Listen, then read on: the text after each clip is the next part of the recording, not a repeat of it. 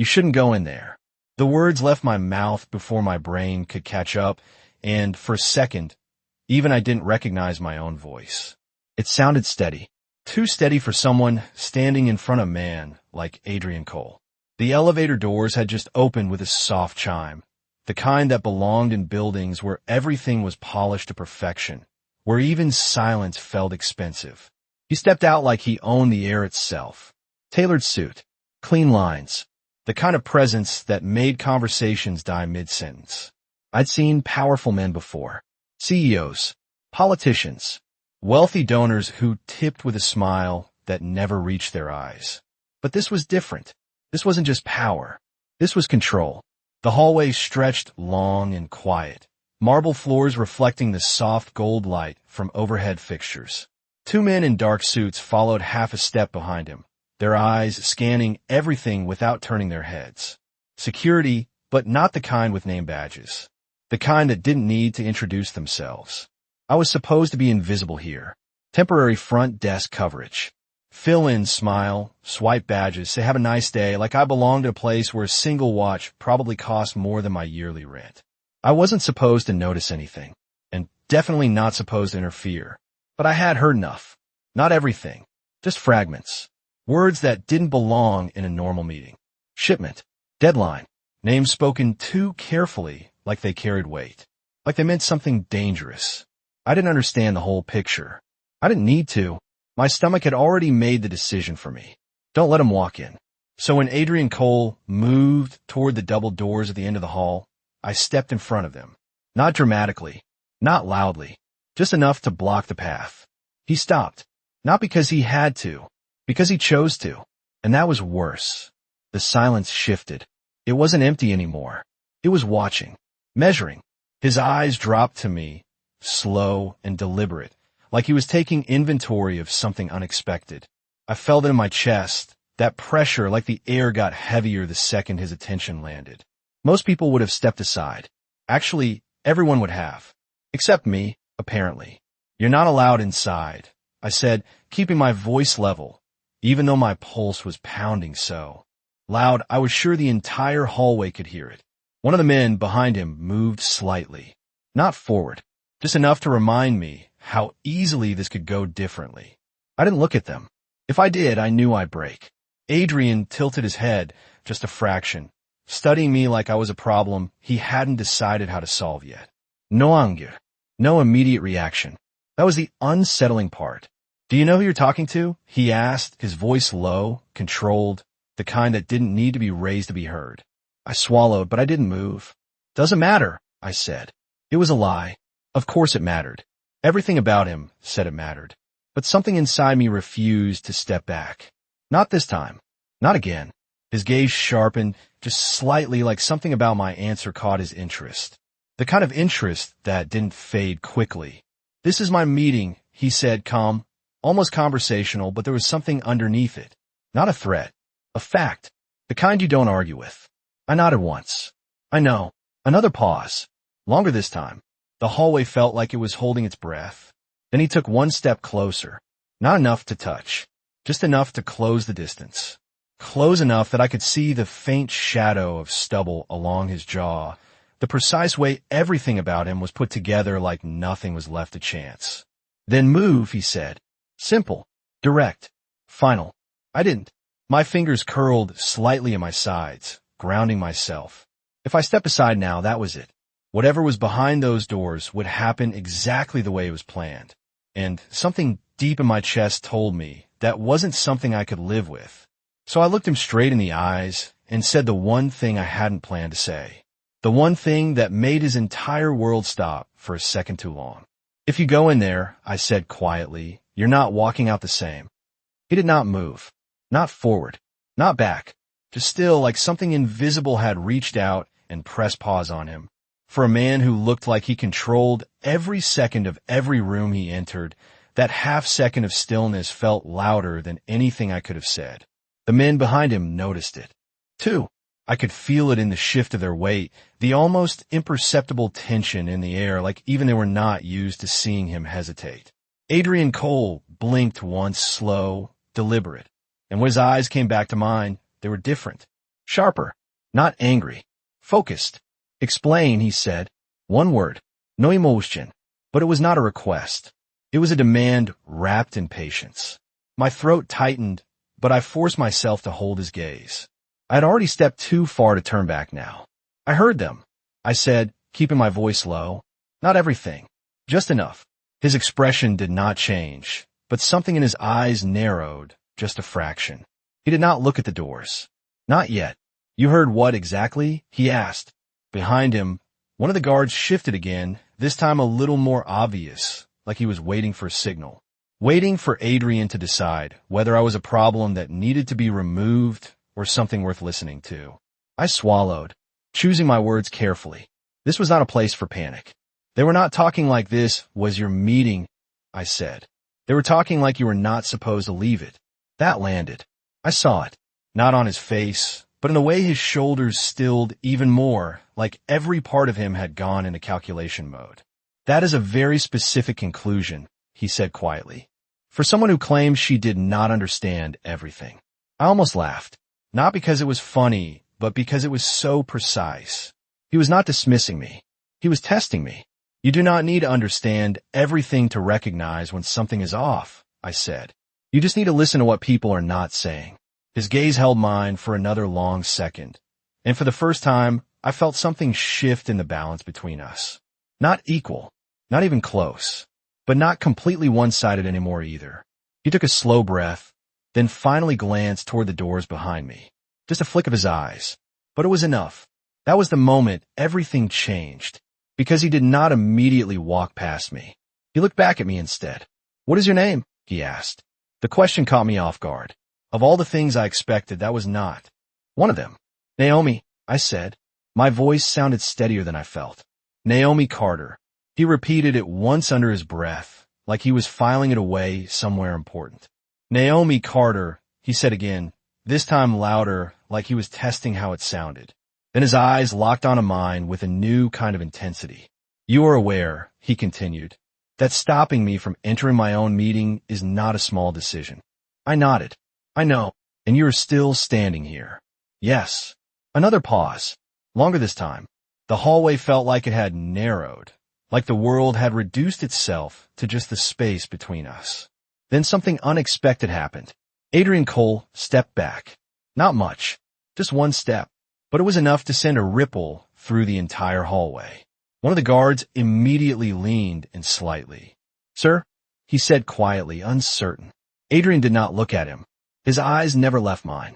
Cancel the room, Adrian said calmly. The guard hesitated. Sir, they're already inside. I said cancel it. His tone did not rise. It did not need to. The kind of authority he carried did not rely on volume. It relied on certainty. The guard nodded once and moved quickly, already pulling out his phone. I felt my breath catch in my chest. He had just walked away from his own meeting. Because of me, because of something I said. Adrian turned back to me, studying me like I had just rewritten a rule he had lived by for years. You had better be right, he said quietly. I met his gaze without looking away. I would not have stopped you if I was not. For a second, something almost unreadable passed through his eyes. Not anger, not doubt, something closer to recognition. Like I had just realized I was not afraid of him in the way most people were. Or maybe I was. I just did not let it decide for me. He glanced once more at the closed doors, then back at me. And this time, when he spoke, his voice was softer. Not weaker, just different. Then you are coming with me, he said. No. The word slipped out before I could stop it, quiet but sharp enough to hang in the air between us. For the first time since he stepped off that elevator, Adrian Cole looked. Surprised. Not visibly, not in a way most people would catch. But I saw it in the slight pause, the almost imperceptible shift in his expression, like he had just encountered something that did not follow the rules he was used to. No, he repeated, his voice calm, but there was something underneath it now. Not anger. Curiosity. The dangerous kind. I shook my head once, forcing myself not to look away. I'm not part of your world, I said. I did my job. I told you what I heard. That is where it ends. One of the guards let out a quiet breath, almost like he could not believe what he was hearing. Honestly, neither could I, but it felt important to say it. Important to draw a line before everything blurred into something I could not control. Adrian studied me again, longer this time, like he was recalibrating, like the version of this moment he expected was no longer the one he was standing in. "You think this ends because you say it does?" he asked. His tone was still even, but there was weight behind it now. Not threatening, just certain. I crossed my arms lightly, more to steady myself than anything else. "I think I'm walking away," I said, "and you're going to let me." That did it. Not in a dramatic way. He did not raise his voice. He did not step closer. But something in the air tightened like a string pulled just a little too far. The kind that could snap if pushed. "You stopped me from entering a room full of men who now know something went wrong," Adrian said slowly. "You suggested there was a plan involving me that I was not aware of. And you think you can simply walk back to your desk like none of this happened." When he said it like that, it sounded different, bigger, more real. I felt it settle in my chest, heavy and undeniable. But I did not step back. "I think you already made your choice," I said quietly. "You walked away from that meeting. That means you believed me, at least enough to listen." His eyes flickered just for a second, like that hit somewhere deeper than he expected. Then he exhaled slowly, the tension in his shoulders shifting into something more controlled. "Belief is not the same as trust," he said. "No," I agreed, "but it is a start." Another pause. This one felt different. Not sharp, not tense, just suspended, like we were both standing at the edge of something neither of us had planned. Adrian glanced down the hallway briefly, where his guard had disappeared around the corner to handle the situation behind those doors. Then he looked back at me, and this time there was something new in his gaze. Not just calculation, recognition, like he had placed me somewhere in his mind that did not fit any category he was used to. "You are not security," he said. "Not staff I recognize. Not someone who belongs in this building during a meeting like that." It was not a question. I let out a small breath. "Temporary front desk," I said, "filling in for someone on leave." He nodded once, like that explained something for him. Or maybe like it made the situation even more unexpected. "And yet," he said softly, "you decided to stand in front of a door that most people in this city would not even look at twice." I shrugged slightly, even though my hands were still tense at my sides. "Maybe most people were not standing where I was standing," I said. His lips pressed together for a brief second. Not quite a smile, but close enough to feel like one. Then he stepped to the side, just enough to shift the dynamic between us again. Not closing the distance. Not forcing it either. "You said they were not talking like it was my meeting," he said. "What else did you hear?" This was it. The part where I either became part of whatever this was, or I walked away for real. I hesitated, just for a second, weighing it. Then I met his eyes again. I heard one of them say, I said slowly, that everything would be easier once you were out of the way. The silence that followed was not empty. It was heavy, deliberate. And this time, Adrian did not hide the shift in his expression. It was subtle, controlled, but it was there. The kind of reaction you only see when something confirms a suspicion you did not want to have. He looked past me toward the doors one more time, then back at me. And when he spoke again, his voice was quieter than before. "You are definitely not walking away now," he said. The words should have sounded like a warning. Instead, they felt like a door closing behind me. I held his gaze anyway, even as something tight settled in my chest. "That is not your decision to make," I said quietly. It was not defiance for the sake of it. It was instinct, the kind that tells you if you give up control now, you do not get it back. Adrian Cole did not react the way most men would. He did not argue. He did not step forward. He just watched me, like he was measuring something invisible, something that had nothing to do with fear and everything to do with choice. "You misunderstand," he said after a moment, his voice calm, almost patient. "It stopped being your decision the moment you heard that conversation." I felt that land, not as a threat, as reality, the kind you cannot ignore once it is spoken out loud. My fingers curled slightly at my sides again, grounding myself. "So what?" I asked. "You just decide what happens to me now." The question came out sharper than I intended, but I did not take it back. Adrian tilted his head slightly, considering me in a way that felt more analytical than emotional. "No," he said. You decided that. That made me pause. Just for a second. By doing what? I asked. By standing in front of me, he replied simply. The hallway fell quiet again, but this time it felt different. Not tense. Focused. Like everything had narrowed down to this conversation, this moment where something had shifted and could not be undone. I exhaled slowly, trying to keep my thoughts from spiraling. I was trying to help you, I said. You were, he agreed. Which is exactly why you are still standing here. There was again that strange balance. He was not dismissing me. He was not overpowering me. He was acknowledging me. And somehow, that made it harder to push back. Footsteps echoed faintly from down the hallway. One of his men returning. I caught the movement in my peripheral vision before he stepped into view, stopping a few feet behind Adrian. Sir, the guard said quietly, the room is cleared. They are asking for direction. Adrian did not turn around. He did not even glance back. They can? Wait, he said. Simple. Final. The guard hesitated for a fraction of a second, then nodded and stepped back again without another word. I felt something shift again, not just in the hallway. In him. He had just chosen this conversation over whatever was happening behind those doors. Over people who were clearly important enough to fill an entire private meeting room. That was not normal. That was not small. You are not worried? I asked before I could stop myself. His eyes flicked back to mine immediately. About what? He asked.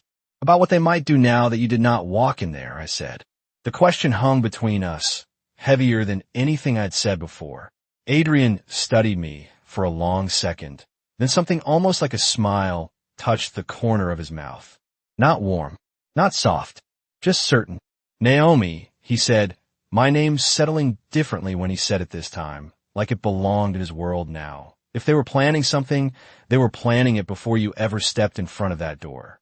I felt a chill run through me, not from fear exactly, but from understanding. He was right. Whatever I had interrupted, it had already been in motion. I had not created the problem. I had just exposed it. Then why are you still here? I asked. Why are you not fixing it?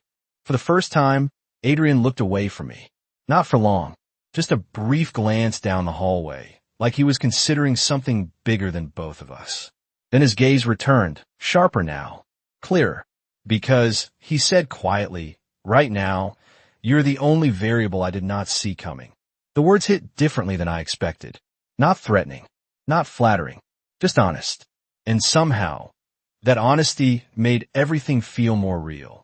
I shifted my weight slightly, suddenly aware of how out of place I must look in this hallway, standing across from a man who moved through the world like it'd been around him. I'm not a variable, I said. I'm just someone who heard something she was not supposed to hear. Adrian's gaze did not soften, but something in it changed again. That is exactly what makes you one, he replied. Silence stretched between us again, but this time it was not uncomfortable. It was charged, like something was building, something neither of us had fully named yet. Then he took a slow step closer, not enough to invade my space, but enough to make his presence feel undeniable. So here is what happens next, he said. His voice was still calm, still controlled, but there was no mistaking the shift now. This was not a conversation anymore. This was direction.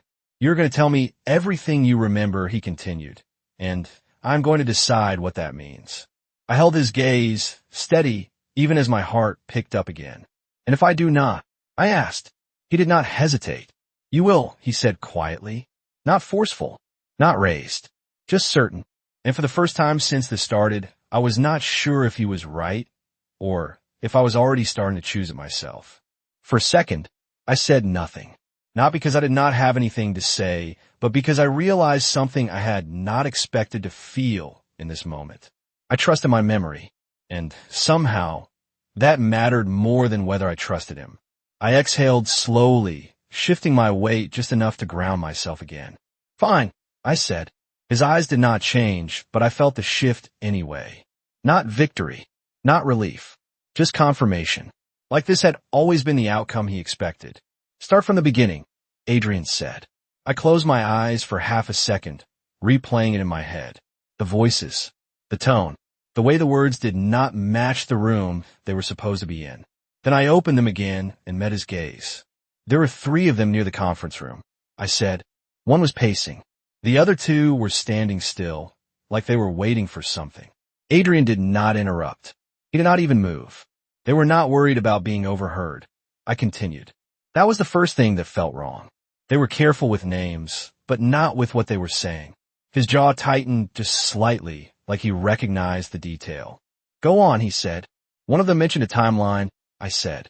Said everything had to be finished before you arrived. Not after. Before. That landed. I saw it in the way his eyes narrowed, just a fraction, like a piece of a puzzle sliding into place whether he wanted it to or not. Finished how, he asked. He did not say. I replied. But the way he said it, it did not sound like preparation. It sounded like an ending. The word hung there for a second longer than I intended. Adrian's gaze did not leave mine. Not once. And then, he prompted, I hesitated. Not because I forgot. Because this was the part that changed everything. Then one of them laughed. I said quietly. Not nervous. Not forced. Just confident. Adrian's expression went still again, but this time it was different. Colder. Sharper. What did he say? He asked. I took a breath. He said, I began slowly, choosing every word carefully, that it would be easier once you were out of the way. That after today, things would finally run the way they were supposed to. Silence followed. Heavy, not empty. The kind of silence that settles in your chest and stays there. Adrian did not react immediately. No sudden movement. No raised voice. Just a slow, controlled inhale, like he was processing something deeper than the words themselves. Did they mention a name? He asked after a moment. I shook my head. No names. Just roles. One of them kept referring to someone as the one who signs off. Like they were waiting for approval from someone who was not in the room. Adrian's eyes flickered briefly, just once, like that detail mattered more than anything else I'd said. And you are certain? He asked. About the tone. The intention. I nodded without hesitation. Yes. He studied me for another long second, like he was searching for hesitation, doubt, anything that would give him a reason to dismiss it. He did not find it, because there was none.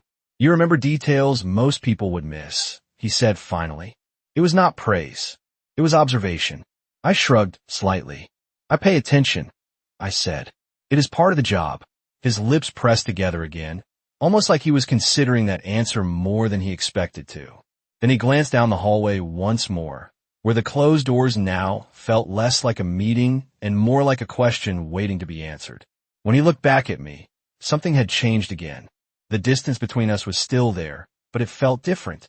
Less like a wall, more like a line that could be crossed. You said they were not expecting me to leave that room the same, he said. Why? I hesitated, not because I did not know, but because saying it out loud made it real in a way that could not be taken back. Because, I said slowly, they were not talking about you walking out at all. The air shifted again, subtle, but undeniable. Adrian's gaze held mine, unblinking, like he was measuring the weight of that sentence against everything he thought he knew. Then, for the first time since this started, he nodded. Not to me, to himself. All right, he said quietly. And just like that, the tone of the moment changed. Not softer, not easier, just clearer. Now, he continued, his voice steady, controlled. We find out who decided that. The way he said it made it clear this was no longer a possibility. It was a direction already in motion. I felt it in the shift of the air, in the way the hallway seemed to tighten around us like it was bracing for whatever came next. Adrian Cole did not rush. He did not reach for a phone or bark orders like I expected. Instead, he stepped past me, not toward the meeting room, but toward the open stretch of hallway leading away from it. Walk with me, he said. It was not loud. It did not need to be. I hesitated for half a second, my eyes flicking toward the doors behind us, the place where all of this had started. Then back to him. He did not look back. He just kept walking, like he already knew I would follow. And somehow I did. My steps echoed softly against the marble as I caught up beside him, aware of the guards falling into position a few feet behind us, quiet, controlled, watching everything without speaking. You are calm, I said before I could stop myself. It was not an accusation. It was confusion. Adrian glanced at me briefly, then forward again. Calm is useful, he replied, especially when something unexpected happens. I let that sit for a second, then shook my head slightly. Most people would not call this unexpected, I said. Most people would call it a problem. His expression did not change, but I saw the smallest shift at the corner of his mouth, like the idea almost amused him. Most people are not me, he said. There was no arrogance in it. Just fact. We turned a corner, the hallway opening into a quieter section of the building, away from the conference rooms and the tension they held. The lighting softened here, less gold, more neutral, like this part of the building was not meant for display, but for decisions. Adrian slowed slightly, just enough that I could match his pace without thinking about it. Tell me something, Naomi, he said after a moment. When you heard them, why did you not leave? The question caught me off guard, not because I did not have an answer, but because I had not expected him to ask it. I looked ahead, focusing on the clean lines of the hallway, the way everything here was designed to look effortless. I thought about it, I admitted, for a second. And then, he asked. I exhaled quietly, and then I realized if I walked away, I would still hear it later in my head. I said, I would still wonder if I could have done something. He nodded once, like that made sense to him in a way he was not going to explain. So you chose to act, he said. Yes, even though you did not know what you were stepping into. I glanced at him. Neither did you, I said. That made him look at me again, this time longer. Not surprised, just aware. That is not entirely true, he said. I knew enough to recognize when something did not feel right. I let out a small breath. So did I. We walked in silence for a few steps, the sound of our footsteps the only thing breaking the quiet. Then he stopped, not abruptly, just enough to signal that this part of the conversation was shifting into something else. He turned to face me fully now, and for the first time since we left the doors behind, there was no distraction, no movement around us. Just him. Just me. You said they were waiting for someone to sign off, he said. Yes. That means whoever is behind this is not in that room, he continued. Which means this is not just a meeting gone wrong. I felt that settle in, heavier than before. Then what is it? I asked. Adrian held my gaze for a second longer, then spoke in a tone that was quieter than anything he had said so far. It is a test, he said. I frowned slightly. A test. He nodded once. To see if I would walk in, he explained. To see if I would follow the pattern they expected. The idea sent a chill through me. Not because it was dramatic, but because it made sense in a way I could not ignore. And I stopped that, I said slowly. His eyes did not leave mine. Yes, he said. Not praise. Not gratitude. Just truth. The weight of it hit me all at once. I had not just interrupted something. I had changed it. So what happens now? I asked. Adrian was quiet for a moment, like he was choosing his next words carefully, like they mattered more than anything he had said so far. Then he spoke. Now, he said, we stop reacting. He took a slow breath, his posture shifting almost imperceptibly, like he had just stepped into a different version of himself. One that did not wait. One that decided. And we started asking the right questions. He paused, just long enough for the silence to settle again. Then his gaze sharpened, focusing on me with a clarity that made everything else fade into the background. Starting with you, he said. The words settled heavier than anything else he had said so far. Starting with you. Not accusatory. Not aggressive. Just precise. Like he had already decided I mattered more than the situation we had just walked away from. I felt my chest tighten slightly, not from fear, but from the weight of his attention. Adrian Cole did not ask questions casually. That much was clear. I crossed my arms lightly, more out of instinct than defense. What about me? I asked. He did not answer right away.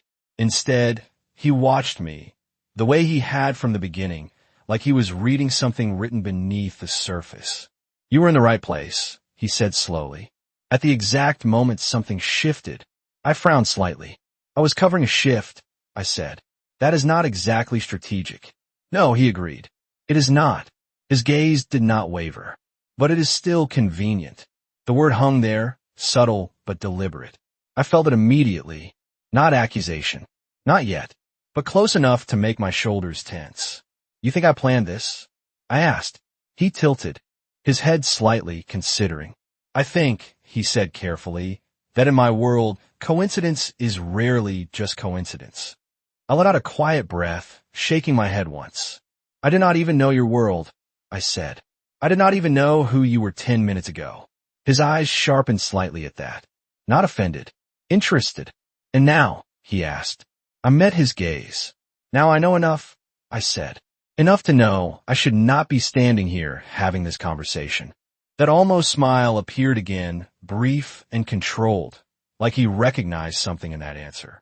And yet, he said softly, you are still here. I hesitated for half a second, then answered honestly, because walking away now would not make this go away. He nodded once, like that confirmed something for him. Not about the situation. About me. Good, he said quietly. Then we are not wasting time. The way he said it shifted something again. Not tension. Direction. He stepped slightly closer, not invading my space, but enough that the conversation felt more focused, more intentional. Tell me about your shift, he said. Who scheduled it? When you were told? Everything. I blinked, thrown off by the sudden specificity. It was last minute, I said. This morning. They called me in because someone was out sick. Who called you? He asked immediately. I paused, replaying it. Front office supervisor, I said. Her name is Linda. Last name? I do not know, I admitted. His gaze held mine, searching for hesitation again, but there was none. Just the truth. And you accepted without question, he said. It is my job, I replied. They call, I show up. He studied me for another second, then nodded slightly, like that detail fit somewhere in whatever calculation he was building. And when you arrived, he continued. Did anything feel off before you heard them? I thought about it. The lobby, the elevator, the way the building had felt quieter than usual. It was too calm, I said slowly. Not empty, just controlled, like everyone already knew where they were supposed to be. Adrian's expression shifted again, sharper now. And you were not supposed to be anywhere specific, he said. Just the desk. Yes. Another pause. Not empty. Processing. I could almost see it happening behind his eyes. Pieces moving, connecting, forming something I could not fully see yet. So you moved? He said finally. You stepped outside your assigned position. I nodded. I heard something that did not belong, I said. I followed it. His gaze locked onto mine again, more intense this time. That is the part that matters, he said quietly. I frowned slightly. Why? He held my gaze for a long second before answering. Because most people would not have, he said. Most people would have stayed where they were told to stay. The words lingered between us, heavier than they should have been. I shifted slightly, not uncomfortable, but aware of what he was implying. I'm not most people, I said. It came out simple, honest. He did not smile this time. He just nodded once, like that was exactly the answer he expected. No, he said. You are not. Silence followed, but it was different now. Not tense. Not uncertain. Just clear. Then he took a slow breath, his posture settling into something more decisive, like the next move had already been chosen. Which means he continued, his voice low and steady. You are either exactly what this situation needed, or exactly what someone planned for. The words landed softly, but the meaning behind them did not. And for the first time since this started, I felt something shift that had nothing to do with him. Something inside me, asking a question I was not ready to answer yet. What if he was right? The question did not leave me. It stayed there, quiet but persistent, pressing against the back of my mind like something unfinished. What if he was right? I looked at Adrian, really looked at him this time, not just as the man who had walked out of that elevator, but as someone who saw patterns where I saw moments. I was not planned, I said finally, my voice steady even as the thought unsettled me. I did not even belong in this building most days. He did not answer immediately. He just watched me, like he was weighing that statement against everything else he had already decided. That may be true, he said after a moment. But someone made sure you were here today. The certainty in his tone made something in my chest tighten again. Not because I believed it completely, but because I could not dismiss it either. People get sick, I said. Shifts get covered. That is normal. In your world, he replied calmly. Yes. I held his gaze, refusing to let that answer settle without pushing back. And in yours? I asked. He tilted his head slightly, that same measured movement I had started to recognize as him choosing how much to reveal. In mine, he said, timing is rarely accidental. The words landed with a quiet weight that made everything feel sharper. I thought about the call that morning, the way it had felt routine, the way I had not questioned it. Because why would I? It was just another shift, just another day. Except it was not. I let out a slow breath, my fingers loosening slightly at my sides. So what are you saying? I asked. That someone wanted me here to stop you? He studied me for a second longer, then shook his head once. No, he said. If someone wanted to stop me, they would not rely on chance. That answer should have been reassuring. It was not. Then why me? I asked. This time, the question came out quieter. Not defensive, just honest. Adrian's gaze softened, just barely, like he understood the difference. That is what we're going to find out, he said. The way he said it made it sound less like a possibility and more like something already in motion. I nodded slowly, even though part of me still wanted to step back, to walk away, to pretend none of this had happened. But that option felt further away now than it had 5 minutes ago. You said this was a test, I said. A test to see if you would walk into that room. Yes. And you did not. He held my gaze. Because you stopped me. The words were simple, but they carried something heavier than before. Not just acknowledgement. Impact. I swallowed, feeling that settled deeper than I expected. Then whoever set it up knows something changed, I said. They know you did not follow the pattern. Adrian nodded once. Exactly. The hallway felt quieter now, like the building itself was holding something back. Waiting. So what happens next? I asked. He did not answer right away. Instead, he reached into his jacket pocket and pulled out his phone, glancing at the screen for a brief second before locking it again. No messages. No visible reaction. Just confirmation of something I could not see. Then, he looked back at me. Now he changed the pattern again, he said. His voice was steady, controlled, but there was something else in it now. Something more deliberate. Ow, I asked. He stepped slightly to the side, gesturing toward the hallway ahead, away from everything familiar. By not doing what they expect next, he said. I followed his gaze, then looked back at him. And what do they expect? Adrian's eyes met mine, sharper now, clearer than before. They expect me to react, he said. To go back into that room. To confront it directly. To prove that I noticed. I frowned slightly. And you're not going to do that? No, the answer came immediately. No hesitation.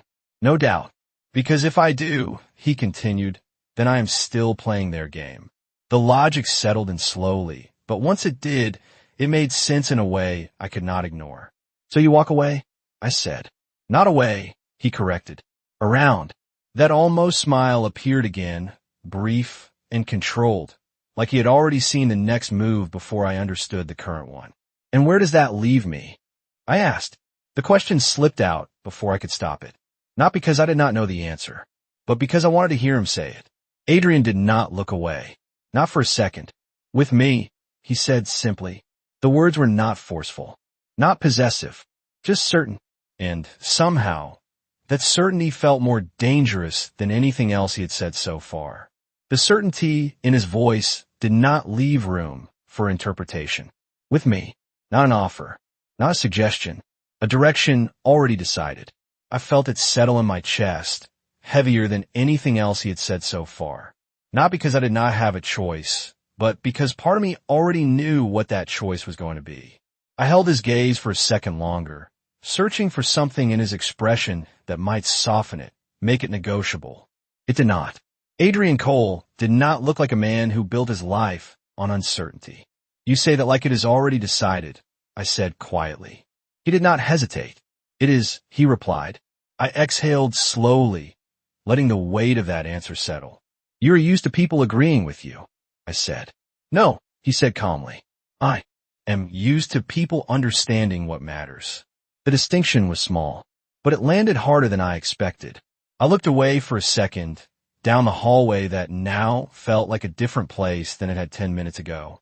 The polished floors, the quiet lighting, everything the same, and yet completely changed. Then I looked back at him. And what matters right now? I asked. Adrian's eyes held mine, steady, unshaken. You heard something you were not supposed to hear, he said. You changed the outcome of something that was already in motion. That makes you part of it, whether you want to be or not. The truth in his words settled deeper than anything else. I could argue it. I could walk away, but I would still carry it with me. Every word, every detail, every what if. I nodded once slowly. Not agreement. Acceptance. So what does being part of it look like? I asked. That was the real question. Not whether I stayed, but what staying meant. Adrian watched me for a moment, like he was deciding how much to give me. Then he answered. It means you do not go back to that desk, he said. Not today. My stomach tightened slightly at that. Not because I cared about the desk, but because it made everything else real. And tomorrow? I asked. He tilted his head slightly. Tomorrow depends on what we learn today. I let out a quiet breath, nodding once more. You really do not leave anything to chance, do you? I said. His expression did not change. Not anymore, he replied. The words were simple, but there was something behind them. Something older. Something learned. I did not ask about it. Not yet. Instead, I shifted my weight slightly, grounding myself in the moment. So, where are we going? I asked. Adrian glanced down the hallway, then back at me, that same controlled focus settling into place again. Somewhere quieter, he said. Somewhere we can think without interruptions. I nodded, even though the idea of following him further into his world should have made me hesitate more than it did. But the truth was, I had already stepped into it the moment I stood in front of that door. There was no clean way out anymore. He turned then, starting down the hallway without waiting. His pace measured, confident like every step was already accounted for. I followed, not because he told me to, because I chose to. The guards moved with us, silent, precise, always just far enough to give the illusion of space while never actually leaving it. We passed through another set of doors, this part of the building even quieter, more private, like it existed for conversations that were not meant to be overheard. Adrian slowed as we approached a closed office at the end of the hall, then reached for the handle without hesitation. He paused just before opening it, glancing back at me one last time. Not checking, not asking, just acknowledging. Once we step in here, he said quietly, everything changes. I held his gaze, steady, even as my pulse picked up again. It already has, I said. For a second, something almost like approval flickered in his eyes. Then he opened the door, and I stepped inside with him, knowing without a doubt that whatever came next, there was no going back to the person I was before I said those 6 words in the hallway.